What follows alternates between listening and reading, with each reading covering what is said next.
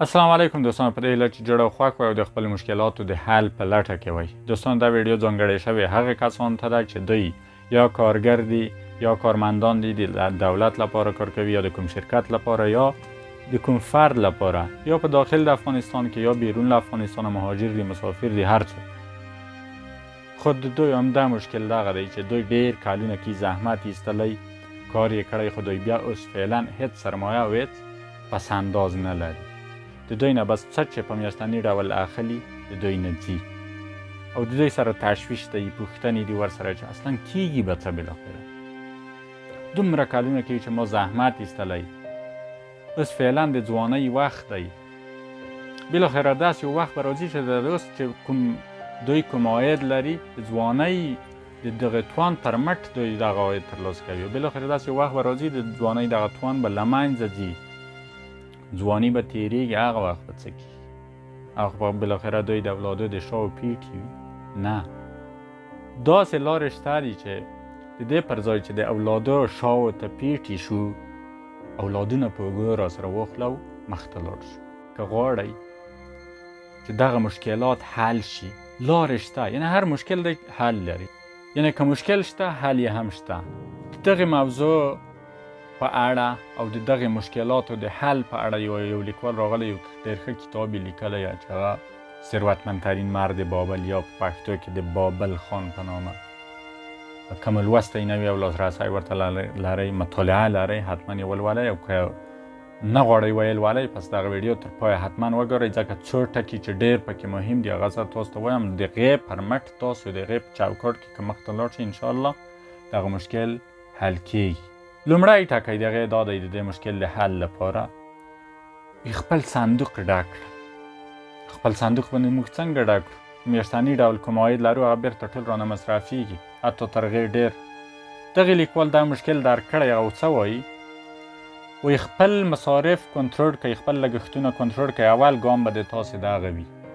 موږ او تاسو باید د ضروري شیانو او د هغه شیانو چې موږ یې غوښتنه هیله لرو او د موږ خوښي د هغې ترمنځ باید تفاوت وکړو، توپیر یې وکړو.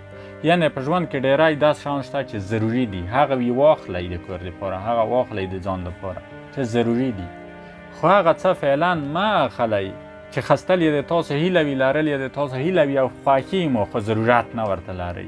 لګښتونه وي کنټرول کړئ. بل ټکی پکې دا دی، لګښتونه مو باید د عاید نه کم وي. یعنی که تاسو 10,000 افغانۍ په میاشتني ډول تاسو اخلئ، مصارف هم باید د مغې میاشتې 9,000 افغانۍ وي. 1000 افغانۍ تاسو ته باید پاتې شي، هغه واچوئ د صندوق ته. دی ډېر تاکید په دې کوي چې تاسو باید 10% د خپل معاش نه حتما کېږدئ. ای که یې کېنږدئ د صندوق ته یې وانهچوئ، 100 په 100 کې په همداسې بېهوده شیانو درنه ځي او داسې درنه ځي لکه د تېر کلونه چې څومره تاسو مصارف کړي او هېڅ تر اوسه پوه شوي نه یئ. که غوښتي وای د تېرو کالو کې 10% خپل معاش نه هره میاشت تاسې ذخیره کړئ، کولی هم شوی او د تاسو په ژوند یې هېڅ تاثیر نه درلود.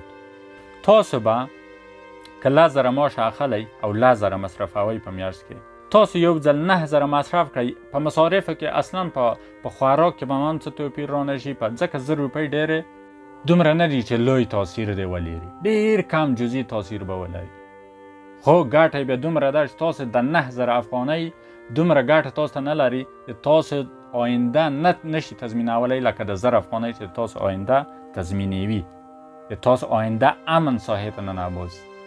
پس تاسو ولې ونشئ کړئ؟ په دغې ټکي کې، په دغې عنوان کې خپل صندوق مو ډک کړئ. څو ټکي دي چې تاسو باید عملي کړئ. مصارف مو کنټرول کړئ، ډېر جدي اوسئ. مصارف مو باید مدیریت کړلی شئ، باید دا توان ولرئ چې تاسو 1000 افغانۍ د 10,000 افغانۍ نه 1000 افغانۍ صندوق ته واچوئ او 9,000 مصرف کړئ. یعنې 10% معاش حتما تاسو باید ذخیره کړئ. دا یو ټکی. دوهم ټکی څه دی؟ د څه وخت په تېرېدلو سره، مثلا څومره وخت تېر شو، څومره کلونه یا څومره میاشتې تېرې شوې، تاسو د 1000 دغه افغانۍ مو ټولول صندوق ته مو اچول، د هرې میاشتې نه مو 10% معاش د صندوق ته اچول. اوس به څه کړئ؟ اوس خو هغه تش په تشه تاسو نشئ شتمن کولی، هغه خو د تاسو په ژوند اصلا تاثیر نشي لرلی که چېرته یې راونه باسئ او په یو کار کې سرمایه‌ګذاري نه کړئ. یعنې دا دلته د بل عنوان دی وي خپله دغه شتمني مو څو برابره کړئ. څنګه به یې څو برابره کوو؟ په دې ځای کې ضرور ده چې ووایم دغه د تاسو شتمني نشي محسوبېدلی، ځکه کیساکي په دې اړه ډېر جالبه خبر لري. دی وایي که تاسو یو کور واخلئ په 10 لکه او تاسو ژوند پکې کوئ، بس نوره ګټه نه، فقط ژوند پکې کوئ. یا موټر واخلئ، بس رفت آمد پکې کوئ، یا کومه بله دارایی وي. دغه دارایی او شتمني نه ده د تاسو. دارایی او شتمني هغه ده چې تاسو نور شتمن کو، تاسو ته نوره دارایی راوګټي.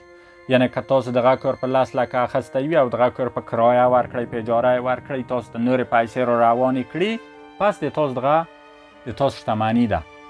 نه داسې چې تاسو یو کور واخلئ بس پکې واړوئ، یا پیسې کېږدئ په صندوق کې همدغسې پرتې وي. که همدغه د صندوق پیسې تاسو ته نورې پیسې راوګټي، پس تاسو دغه د تاسو شتمني محسوبېږي او تاسو شتمن کولی شي. پس نو دغه د صندوق پیسې مو څو برابره کړئ. څنګه به یې څو برابره کړئ؟ دغه پیسې به راوباسئ، له یوه مطمئن سړي سره په یوه مطمئن کار کې به یې سرمایه‌ګذاري کړئ. په دې برخه کې ډېر دقیق اوسئ. په دې برخه کې د لیکوال څه وایي؟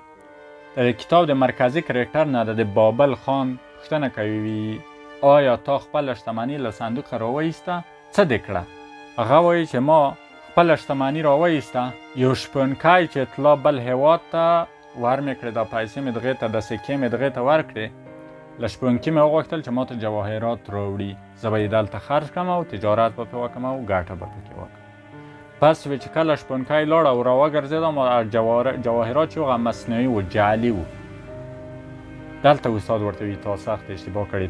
تا که چېرته د میږو او د وزو تجارت پیلولی، پس باید د پیسې د شپونکي ته ورکړې وای، تللی ول هېواد ته او تا ته میږه وړ، ځکه هغه په دغې کار پوهېږي. تا د جواهراتو تجارت پیلوي، پس پیسې د به شپونکي ته نه وای ورکړې، پیسې د باید یو داسې چا ته ورکړی وای چې دغه یې کار دی، د جواهراتو یوه تاجر ته، د جواهراتو یوه کاروباري ته د پیسې. یعنې دلته باید تاسو ډېر دقیق اوسئ چې پیسې تاسو ته باید دا معلومه وي چې تاسو پیسې چا ته ورکوئ. شاید د کار په اړه ډېر پوه نه شئ، مثلا چې په دې اړه تاسو تحقیق وکړئ چې په کوم کار کې لګوئ. تاسو ته شاید ته کوم کار نه تاسو ته مهم فرد دی، شخص دی، تاسو باید په هغې باور ولرئ. مثلا اصلا د تاسو دغې شتمنۍ ته باید خطر پیښ نشي، یعنی که هغه کار د ماتې څخه مخ کېږي. مثلا ما ته مې د یوه خپل سره مې پیسې وې په صندوق کې او له ما سره کار وه، له ما سره یو هنر وه، هغې د پیسې راوړې، په ما یې باور وکړ او بالاخره د کارم پیل کړ. کارم چې کله پیل کړ، بالاخره لږ مخ ته لاړ، بالاخره د ماتې سره مخ شو. کله چې د ماتې سره مخ شو، د هغې دوست شتمني مې څه شوه؟ کار خو له ماتې سره مخ شو. دا ځکه چې زه هغې ته مطمئن شخص وم، د هغې شتمني مې بیرته ور وګرځولی، ورته ومې ویل چې د تا ټوله شتمني څومره پیسې چې د تا مصرف شوي زه یې درکوم، تاوان مې ټوله په خپله غاړه واخیست. یعنې تاسو باید په دغې برخه کې یو مطمئن سړی، یو مطمئن شخص، ځکه تاسو زر یا 2,000 افغانۍ په ډېره سختۍ ټولې کړې او په ډېر وخت کې مې ټولې کړې او د تاسو دغه شتمنۍ ته باید تاوان ونه رسېږي په هېڅ وجه. تاسو باید د دغې نه حفاظت وکړئ. یعنې دا اصول دي چې تاسو پر مټ خپله شتمني څو برابره کولی شئ. څه ټکي وو؟ یو دا و چې خپل لګښتونه مو کنټرول کړئ، هغه به 100% کنټرولوئ، او 10% معاش به صندوق ته اچوئ. 10%، یعنې 10% څومره کېږي؟ 10,000 افغانۍ نه 1000 افغانۍ، 10 که تاسو 15,000 افغانۍ معاش وي، یعنې تر 1000 افغانۍ ډېرېږي ذخیره مو په میاشت کې. استاد پوښتنه کوي له شاګرد نه وي که چېرته تاسو دا د صندوق نه پیسې راوایستې، په یوه کار کې مصرف کړې، دغې ګټه درته وکړه، په ګټه به یې څه کړئ؟ د دغې پیسو په دغې بچوڼو به څه کړئ؟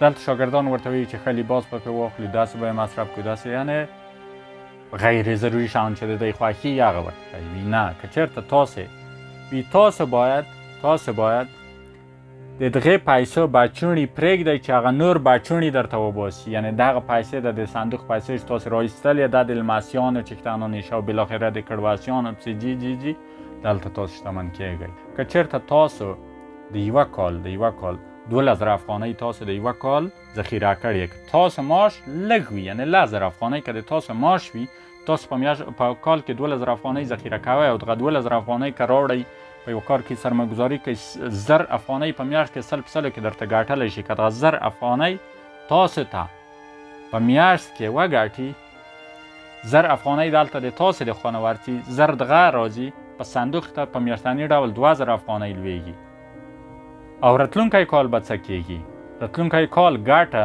2000 کېږي 1000 افغانۍ د تاسو نه ورځي صندوق ته 3000 ورځي بالاخره داسې یو وخت راځي چې د تاسو ته معاش نه به د تاسو هغه پیسې ډېر معاش لري د تاسو لپاره دغه لار ده که معنی یې عملي کوئ یې خوښه مو بالاخره نور به دا تشویش نه وي در سره چې څه وکړم څه ونه کړم خو بالاخره دا معلومات درته حاصل شول د دغې مراحلو په طی کولو سره تاسو کولی شئ دغه لوی مشکل حل کړئ مننه الله پامان